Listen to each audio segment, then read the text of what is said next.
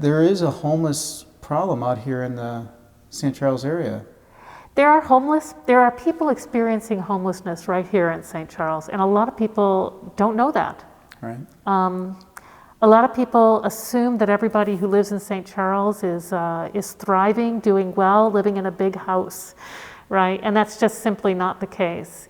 We do have a homeless shelter in town, Lazarus House, and even they actually can't sort of contain everybody in need. Right. Even people from our own town, some people that we work with have grown up here. They've lived in St. Charles their whole life, and yet they're homeless right here in their hometown. So it comes as a surprise to a lot of people. Totally. I don't live in St. Charles, but I have employees that are out in St. Charles. Our office, our corporate headquarters is not far from here either. Right.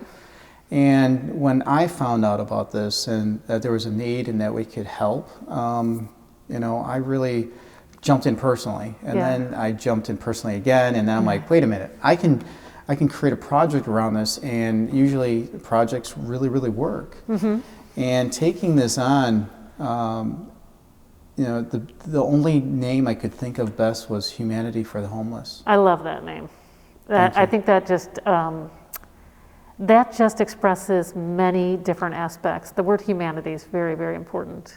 Yeah, when we can see each other as the same, regardless of skin color or race or gender. Or home situation. Absolutely. Right. And going through this, my world opened up a lot in the last few months just working on this project. I realized there's different levels of homelessness, from displacement to homeless to having not your emotional state versus being able to work, not being able to work, having a car. Not having a car, having an addiction, not having an addiction, having a mental illness, not having a mental illness. Yeah, I think one of the most heartbreaking things is to meet somebody when they're what I would call newly homeless or almost homeless. Right. And then see them degrade over time to become what I call chronically homeless. Okay. We try very hard not to let that happen. We try to help people, because it's very hard once you get into that zone. Once you're starting to get away from what I would call thriving, it's very, very hard to get back. And so it's very sad. We've seen that happen a few times. Yeah, I'm sure you see a lot of different people. I'm sure a lot of people come to you for prayers for certain people, because some people are living in a house and then they become homeless. And or they're living in a house and they're not paying their bills. Right. And or they're, there's a lot of people what I would call barely homed. Barely homed. Barely homed. Yeah, a lot of people are really on that edge. Yeah. And they're very embarrassed to tell people about that. So people like that actually come to our food pantry. They come and actually take food out of our box that we have available. Okay. We get to know them and they become our friends. Oh. And I think that's where the humanity part comes in. Yeah. We're part of a family. Yeah, absolutely. I mean, we're all human, right? Right. I mean, we're all God's children. Right. And you guys also do lunches here too. Right. Yes, we serve lunch here Tuesdays and Thursdays, and it's homemade, always abundant. We try to go for something that's high protein, high calorie, going to stick with you if you're going to be sitting outside for a while. Right. We are happiest when we're able to give people meals to go with them so that they have a dinner as well as a lunch. That's awesome. But I honestly think the best thing about our lunch program is pre-COVID, when we could sit around one big square table and we would put maybe 20 of us all around the table and some staff members, and then the rest of them we call our day guests, people who come for the day. And we could actually just talk and have a normal sort of a relational moment. And then I would always have this vision that unfortunately immediately afterwards people would start to, of course, go back out, and it was almost like seeds scattering to the wind, because homeless people tend to stay, people who are without a place to stay at night tend to stay apart from each other at night. They tend to be a little bit loner. But in that 1 hour, 2 hours on Tuesdays and Thursdays, they would come in and we'd joke and tell stories and check in on people and, and sort of have a normal moment in the middle of the week. And I think that's a gift. That's huge. Yeah, it's huge. When you're homeless, you're not usually greeted very well when somebody finds you someplace, right? You're often the invisible person, or you're the person nobody wants to see, or you're the person, who isn't socially acceptable. But when they come here, it's several people here are always just like, oh, we're so happy to see you. I mean, I think that's just huge. Humanity. That's humanity. Yes. Humanity at its finest. Yeah.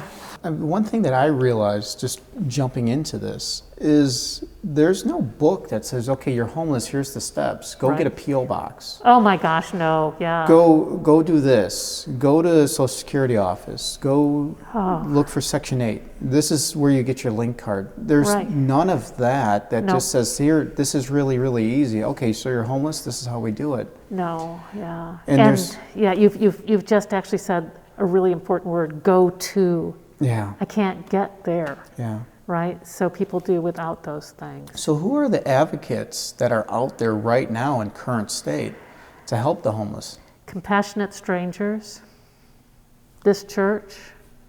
I mean, these are the kinds of things we do. I've sat down with many a person with a computer in front of me trying to get them a copy of a birth certificate or their driver's license renewed or, like I say, a P.O. box.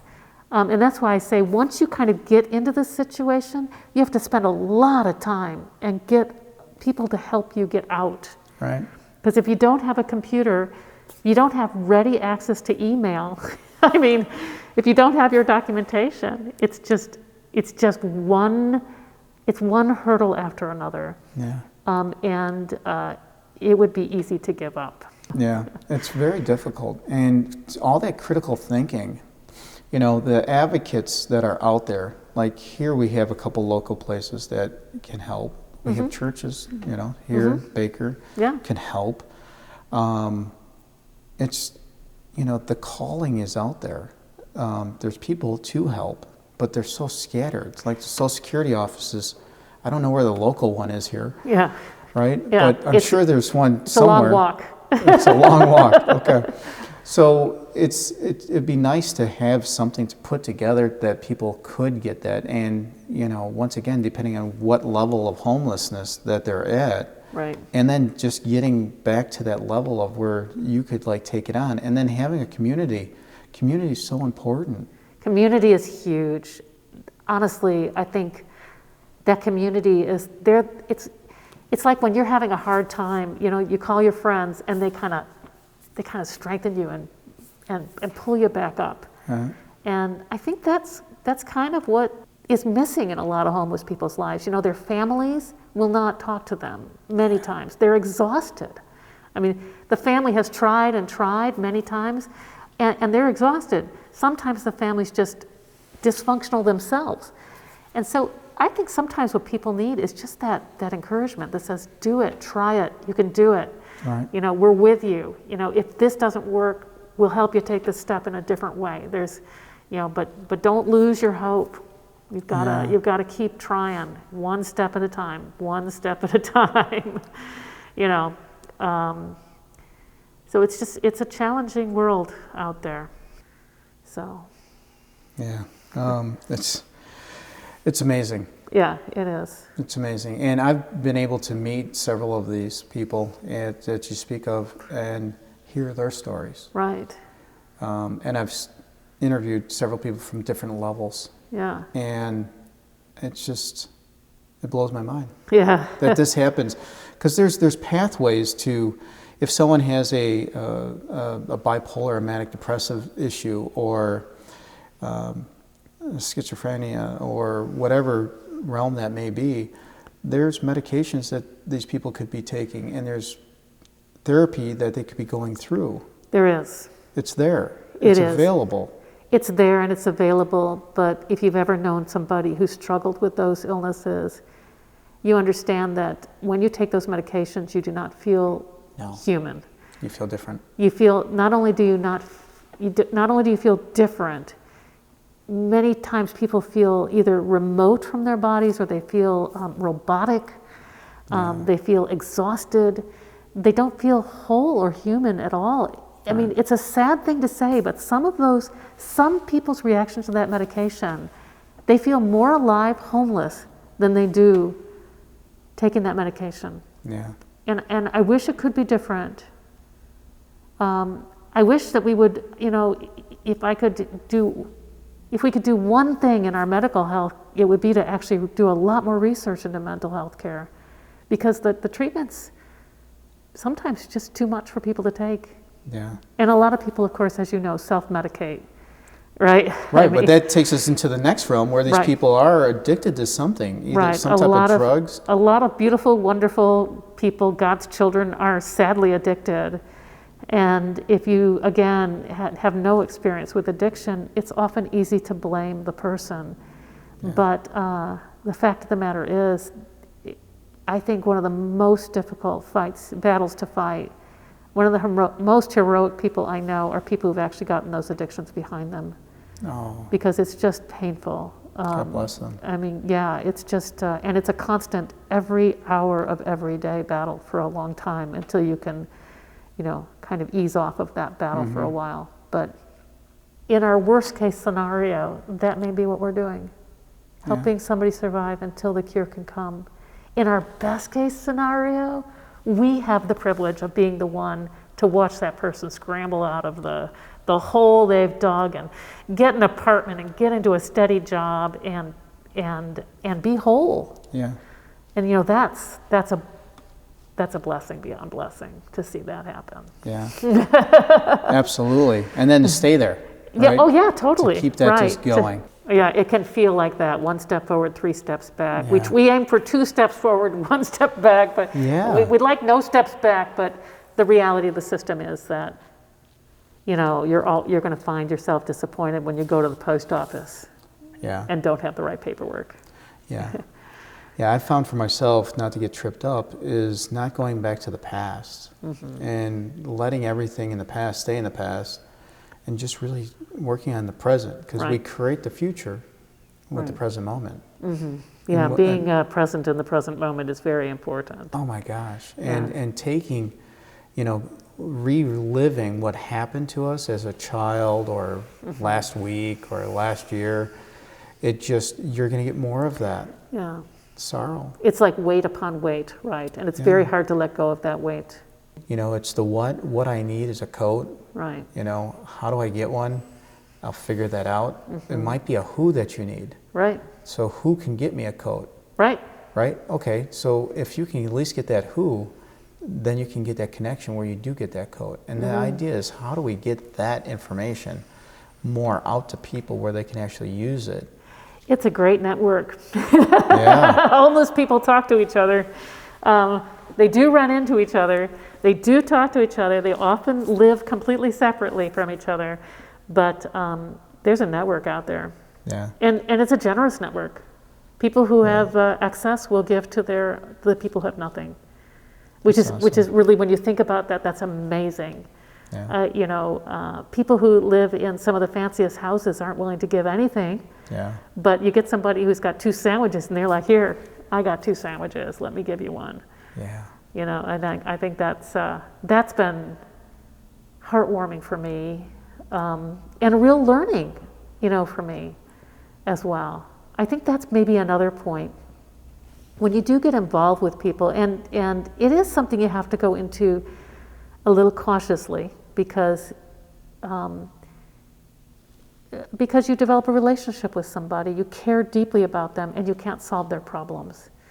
You have to help them solve their problems or their challenges.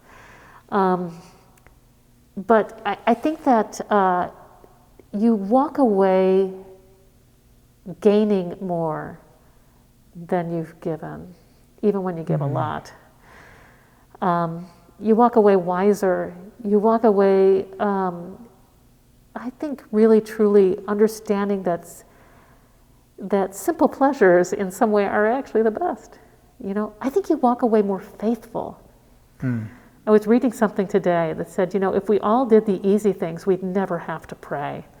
But when you try to do the hard things because you feel called to it, there's no not praying. If you're working with people who are homeless, trying to help them, there's no way to do that without a lot of prayer. I mean, it's a real invitation to a deeper faith life. Absolutely. And when you see those little steps forward, or when you actually see a whole series of them come through, I mean, as exhausting as it is at times, I think it just really builds faith. If the listeners are watching, how could they help the church here? Where would they send a contribution, or where could they volunteer here? Well, they could always send it to the church.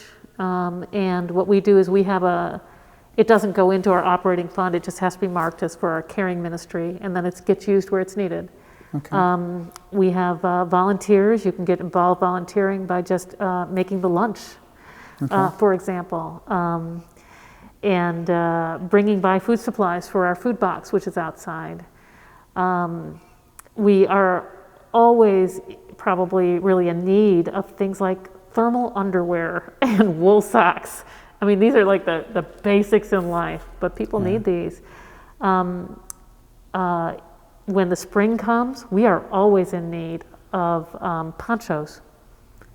Really? Ponchos are one of those things. I mean, I think I bought 100 last spring. Wow. And we were gone. They were gone. We had a rainy spring, and everybody, people were out, and the poncho isn't the thing you really want to carry with you, right? Because it's soaking wet. Right. So the poncho, we just get the inexpensive ones, and we know that they're going to go through them, and plastic bags for your stuff, backpacks. I mean, it's just, I think, call. Yeah. That's probably the best way to do it. And what's the address here? 307 Cedar Avenue, St. Charles, Illinois. And the phone number is 630-584-6680. Awesome. And actually, if you ask for Judy or Pastor Mary, then you'll be connected into the caring ministry. Awesome. Yeah. Is there anything else you'd like to add in? Oh boy. Take the risk. Yeah. Look down deep inside, and as you're sitting in your nice warm house on a cold winter night, remember that there's people who have no home. And you can help them. Yeah. And if you have the capacity to help, it's probably one of the best uses of your excess. That's what I would say. Be a blessing. It's a blessing to be a blessing. Absolutely. Absolutely. Well, thank you so much. Thank you. I appreciate it. Thank you.